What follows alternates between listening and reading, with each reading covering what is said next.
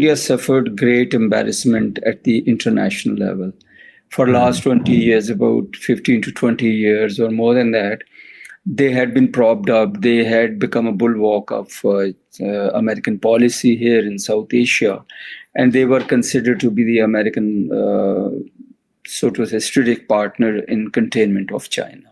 Case of terrorism, Pakistan is the biggest victim of terrorism in this world today.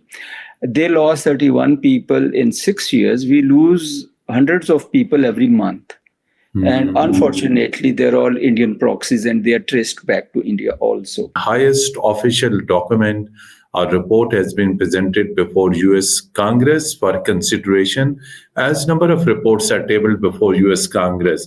That report clearly talks about and that confirms that Pakistan got strategic victory during 4-day conflict with India. But on the other side, Indian media, it is also being reported in Indian media, but they are not accepting whatever that report said that Pakistan got victory. Now, this is the biggest evidence, but India is still in a denying mode to accept the facts. India had better things than us. India had Rafales. India had the best of the best defense equipment of 5 Western countries. We just had a few F-16s from the past, and then the Chinese aircrafts and the missiles also. It is basically the usage, the training, interoperability of Pakistan's forces, and then effective use of those weapon systems and aircrafts that they paralyze the Indian system of thinking, actually, decision-making. As you said, and as this report says, Pakistan was successful in attaining a comprehensive victory, a great edge over Indian military in this Marka-e-Haq. An Indian attack is possible. Now they are saying that we will attack Pakistan, we will attack Azad Jammu and Kashmir. What is objective behind these provocative statements? If India tries to venture another adventure or some risk or something, it will have to rethink 100 times that it is going to be considered as an attack on the Saudi Arabia as well. Instead of mentioning again and again these jets, US could build up some pressure on Indian leadership to sit down with Pakistan and talk about this issue of Jammu and Kashmir and other issues. Only issue which pesters and which is creating problem between Pakistan and India or in South Asia is the Kashmir issue. Unless it is resolved, it would continue to haunt all of us like Palestine issue in the Middle East.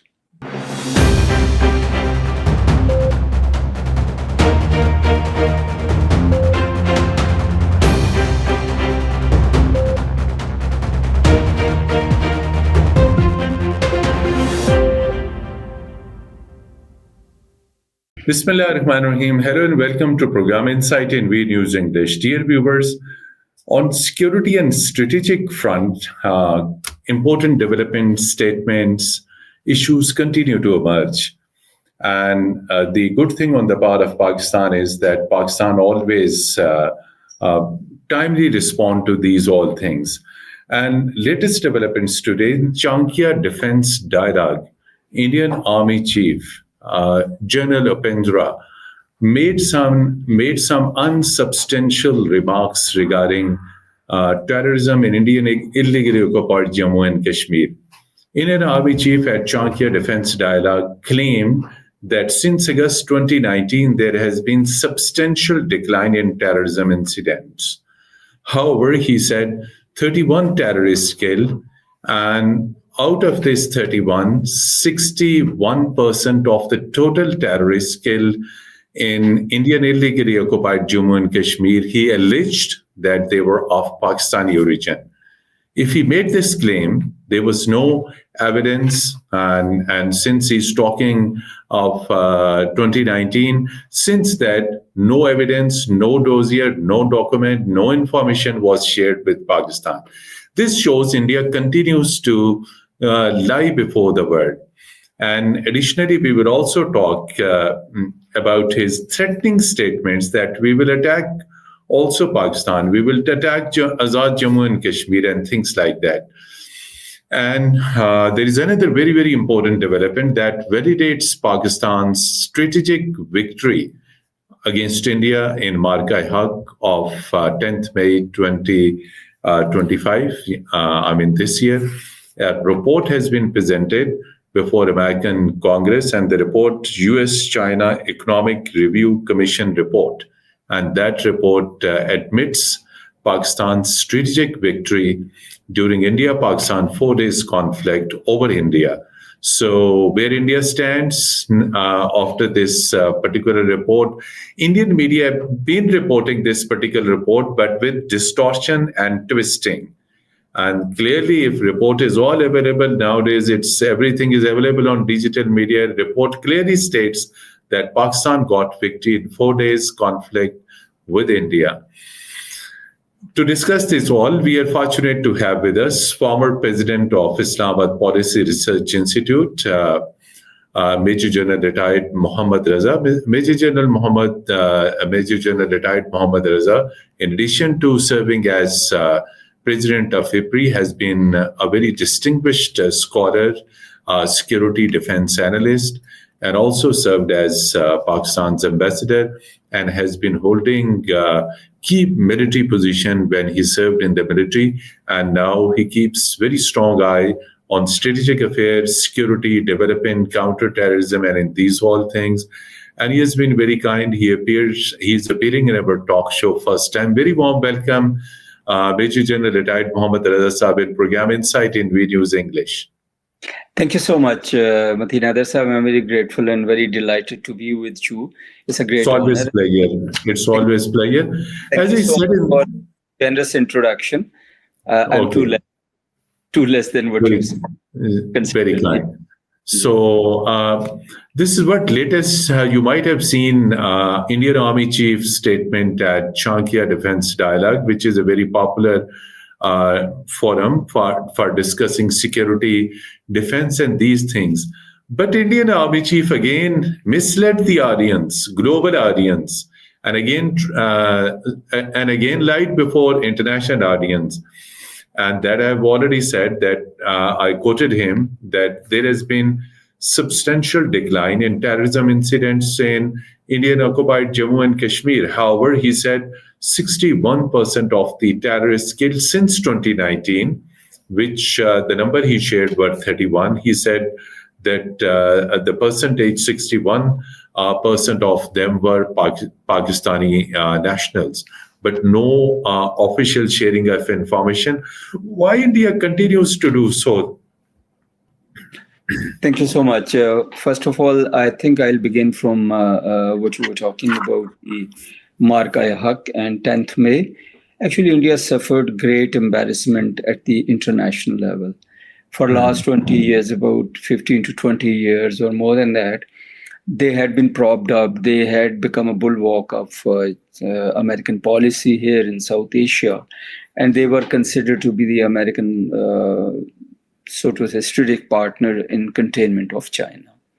There were so many expectations. They were given best of the best defense equipment, political help, economic help, and all that. When the test came, and test was not against China, but it was against Pakistan. And Pakistan never sought a war and all that. But when Pakistan replied, and within few hours, they had to run to Washington and request President for the ceasefire. And President Trump has reiterated it, I think more than 40, 50 times. And more than 50 times now, exactly. Yeah. We can't count his timing really. Every time he said. Yeah, and even yesterday, when he was speaking at the reception of the Prince Mohammed. So the Crown Prince. Yeah, exactly. He again mentioned that. So it is because of the embarrassment that India is trying to cover this embarrassment through certain lies, lots of lies, and everyone knows it. Now coming over to their facts and figures and all that. For example, from 2019 till 25, it is 6 years. And in 6 years, they say that they have captured, killed, or neutralized, whatever they call 31 terrorists out of 61% are Pakistani. There is no proof. You have said it all. Exactly. I don't have to eat, because when Pakistan says it has the documented and authenticated proofs. Whereas in our case, We have multiple proofs, electronic, videos, money transfers, people giving own statements, the terrorist, the Kulbhushan Yadav, old case, but still, yes, a very significant confession by him that India's involvement is there. Now, in case of terrorism, Pakistan is the biggest victim of terrorism in this world today. They lost 31 people in 6 years. We lose hundreds of people every month. And unfortunately, they're all Indian proxies and they are traced back to India also. Whether they say in Chanakya dialogue or wherever they want to iterate it, say it again and again, I think they will face the embarrassment and everyone is going to ask for the proofs. And in today's world, last point, in today's world, you cannot hide anything. It is all traceable, trackable, watchable, seeable, listenable. So you cannot hide. So if they have the proofs, they are most welcome. They should show the proofs to the world and to us as well. So, related to this, recently we have seen a book of Italian journalist published. And Italian journalists, as you mentioned also, that the way India after 6 years is again misleading the world. In the book, it has been claimed that 35 dead bodies were seen removing from the site of the Indian attack in Balakot. So, although there has been in the book, there has been no reference that what is the source of this alleged number, that 35 bodies. Although this female journalist of Italy, whose book title is From Pulwama to Playback, right? So most of her reporting, and the book is also aligned with Indian narrative of this Balakot particular attack. On the other hand, you better know what India claimed at that time. India claimed perhaps from 300 to 360, allegedly that these people were killed. So there was no mention of any international media source, anything like that. So the Western journalists in their books, they are trying to score points. They are trying to sell their books on, again, on undocumented information which is weak, information which doesn't have any substance. So 6 years later, in the book, again, lies have been published. Your remarks. Ji, thank you so much, Mateen Sab. Actually, when I was overhearing these remarks today, I went back to the history and I saw the YouTube interview of this lady who has written this book. I will not demean her in that manner, but whatever she shows in that video, number one, she says that she met an eyewitness. I mean, one eyewitness. She met an eyewitness. One eyewitness. She said an eyewitness. Who was that eyewitness? She doesn't say. Where did she meet her, her or him? She doesn't say. The videos which are shown, except for a fallen tree, there is nothing visible. The grass is intact. There is no blood. There are no bodies. There are no debris of an attack, or there is no mention or there is no sign of any devastation. Which she has captured and she has shown on the YouTube. Secondly, if you remember, our own people went there, and I still remember Hamid Mir Saab.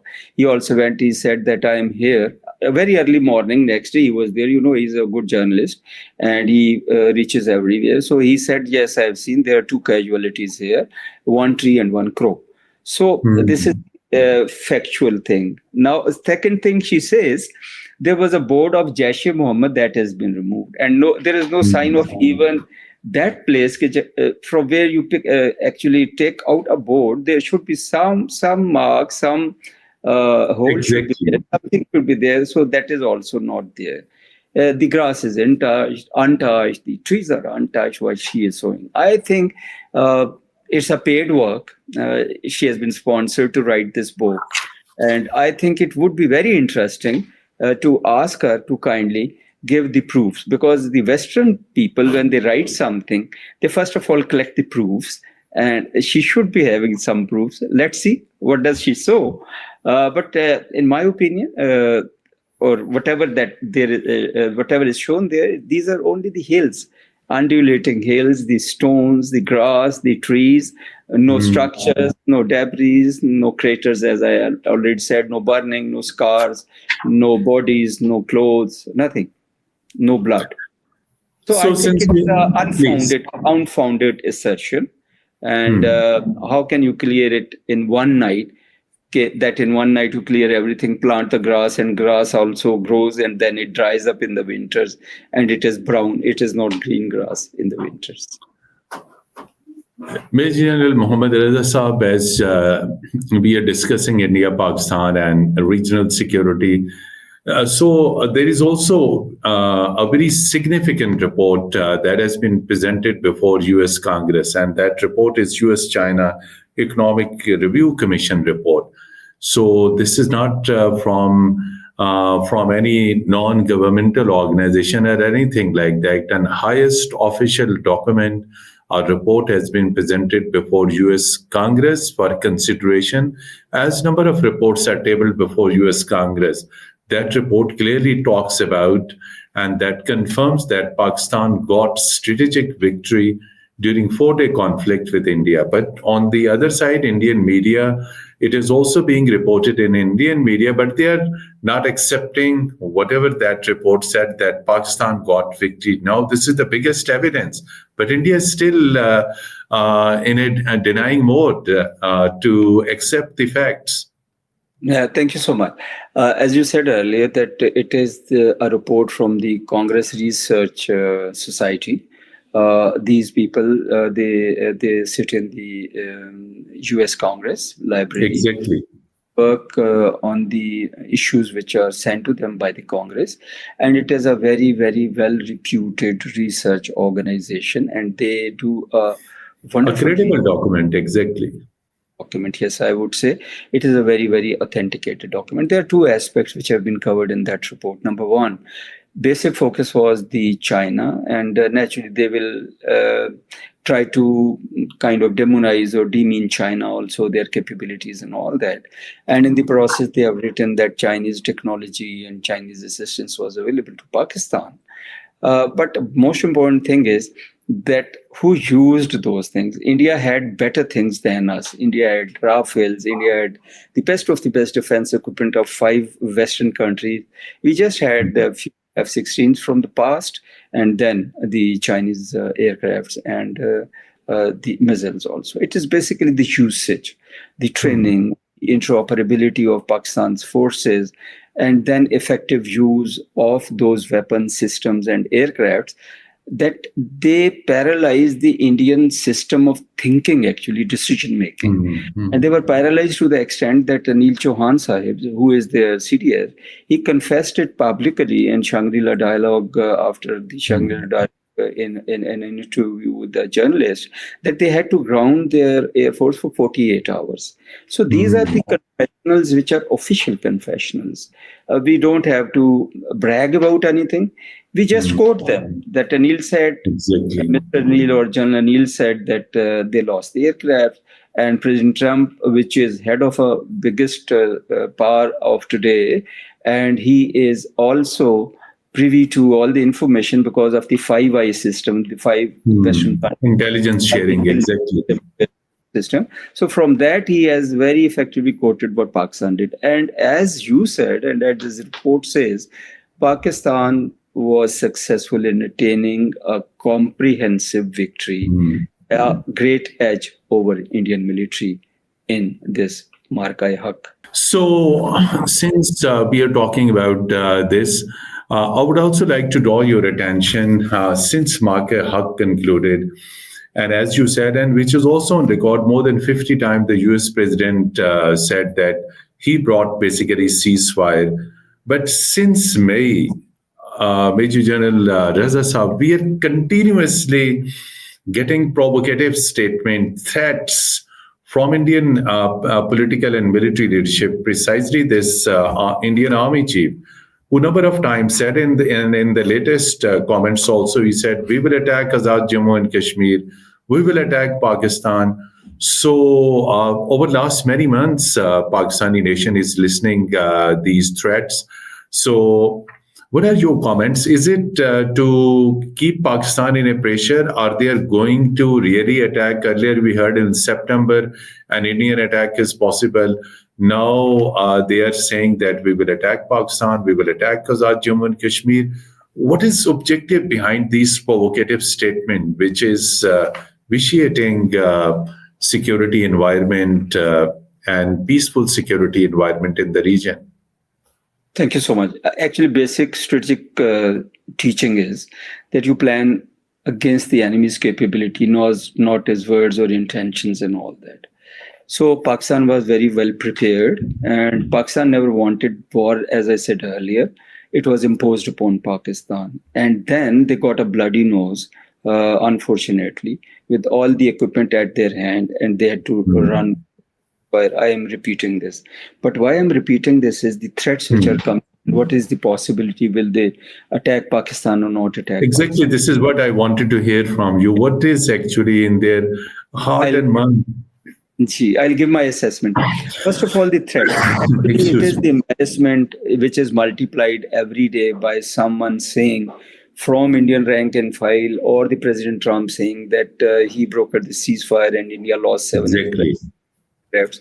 So their embarrassment has been multiplied by the current report which has been issued by CRS, number one. Number two, now to overcome this embarrassment, they do not have anything else but to threaten, but to brag. And this is not for us. It is for their home audience, because they are going into various phases of elections, and Modi Saab always wins elections on the basis of enmity with Pakistan, whether it is a false flag operation or whatever. Now, will it be possible for them to attack or no? As I said, you should not take the enemy lightly. We should keep our guards on, and we are ready for them. But international environment, regional environment, and their own situation is not very good, and they are not in a position to go for a new offensive straight away. I can give you a few reasons. Number one, United States of America, which is the greatest power, will not be for it, and neither the EU nor the Asian countries are for it, that they should go undertake an offensive. Number two, Pakistan's strategic defense agreement with Saudi Arabia means if a country is attacked, it will be considered an attack on Saudi Arabia. Exactly. That way, if India tries to venture another adventure or some risk or something, it will have to rethink 100 times that it is going to be considered as an attack on the Saudi Arabia as well. And third, the recent strategic agreement which has been concluded between Saudi Arabia and the United States of America, that is also a good indication, because Pakistan is friends with all the countries. With the Saudi and United States, exactly.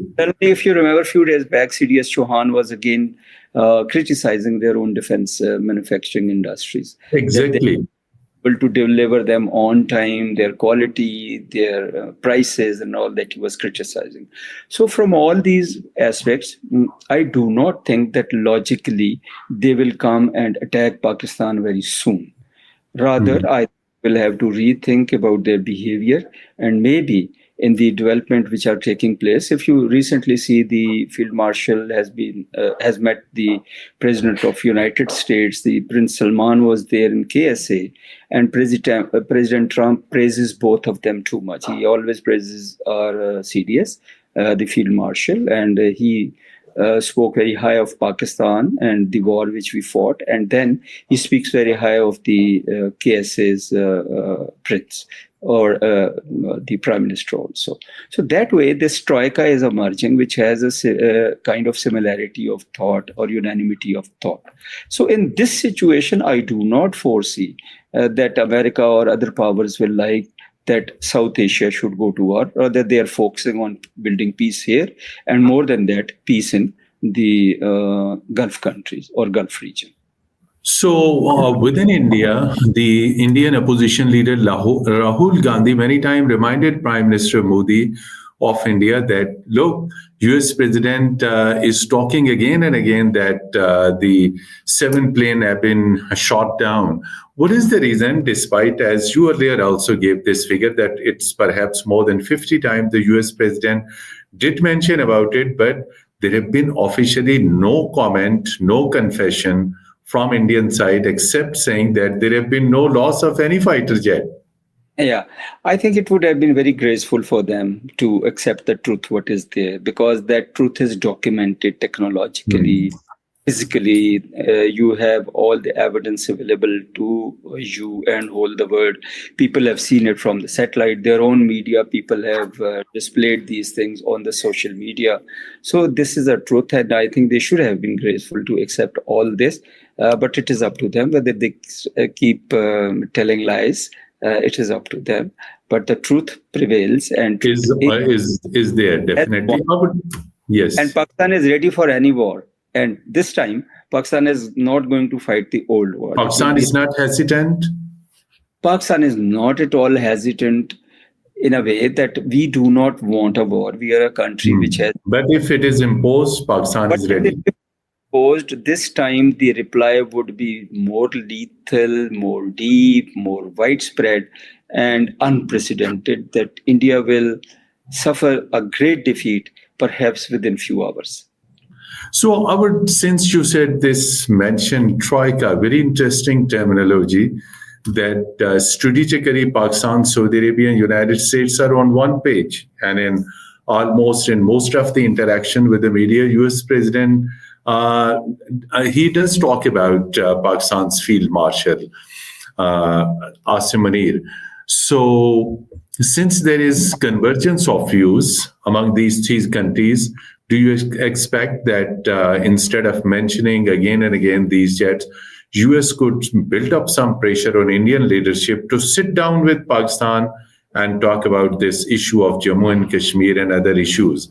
So do you think in the days to come, there is any such possibility that US may force India to sit down with Pakistan? And Pakistan always says that it's ready to sit and discuss issues with India, with number one, Jammu and Kashmir. General Raza Sahab.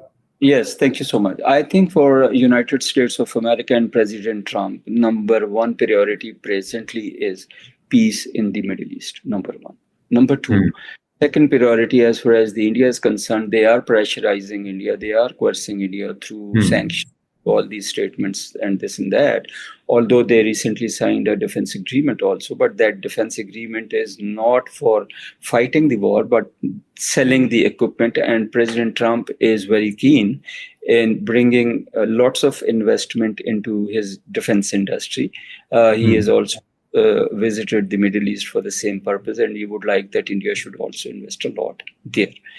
Now, why are they pressurizing India? Number one, for weaning it away from the Russian oil and gas, so that the oil which is bought by India, refined and sold back to Europe, it fuels the war, as Trump says, against Ukraine. Number two, I think President Trump would like that this market is taken over by United States of America. Coming over to the Kashmir issue, I think there is a possibility. He spoke initially of it, and now he has not mentioned it openly. Maybe it was Indian request or some advisory given to him that if he wants India to listen to him, then he should not mention Kashmir.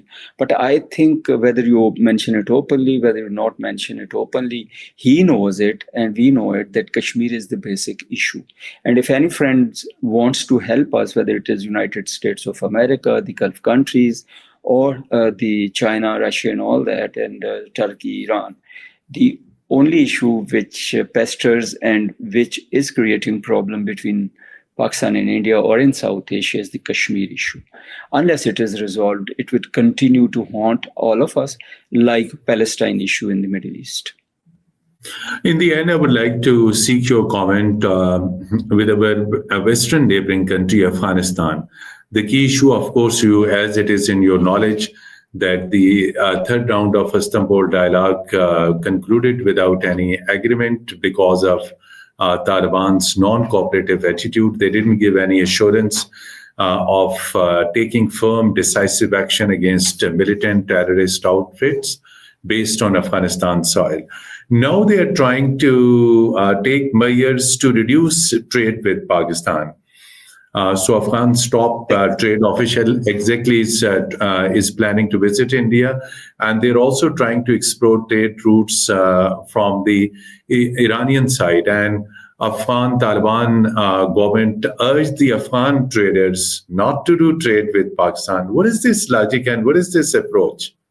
Okay, thank you. I think why are they hedging? Why are they delaying? They want to gain the maximum. They are not unwise people. They are very wise people. They have fought wars and they are there in the power, and they understand what is happening, and they understand that their country is being used, and they confess it also verbally, but they are not ready to commit it on the paper, number one. Number two, why are they hedging? I think it is because of 2-3 reasons. Number one, they earn a lot of money from India and other people. They earn a lot of They have a lot of money. Yeah, from India. Then they earn the drugs. They earn a lot of money through these terrorist organizations which are being housed there. Second thing is that these terrorist organizations will act or are acting as their arm and teeth to keep them in power. As far as the trade is concerned, this is my opinion. As far as trade is concerned, they can go to any lengths and all that. The trade through Pakistan, trade through Central Asia, Iran by air is very, very expensive as compared to trade from Pakistan. Pakistan is not trade, exactly. Yeah, but Pakistan is not going to lose a lot. Rather, they are losing. Pakistan is not going to lose a lot. Exactly. As compared to Afghanistan, because they need to sell their coal, they need to sell their produce, agriculture produce, their fruits and grains to Pakistan. And if they want to send it to India or they want to send it to some other country, these are could be quite costly. Perishable item, and if they want to send it by air, it is very, very expensive. So I think they will have to rethink. It is just their pressure tactics. They want to gain maximum from the negotiations. This is what I think. So they will have to ultimately come to the term. We do not want to use the kinetics. We do not want to have hot borders with Afghanistan. We want that they should understand and they should stop sponsoring the terrorism. Thank you so much. Thank you so much. Thank you so much indeed, Major General retired Mohammad Raza. Despite your busy schedule, you participated in Program Insight in V News English and shared your strategic analysis on emerging strategic and security-related issues, including threats from Indian military leadership to Pakistan. Dear viewers, till our next program, goodbye and Khuda Hafiz.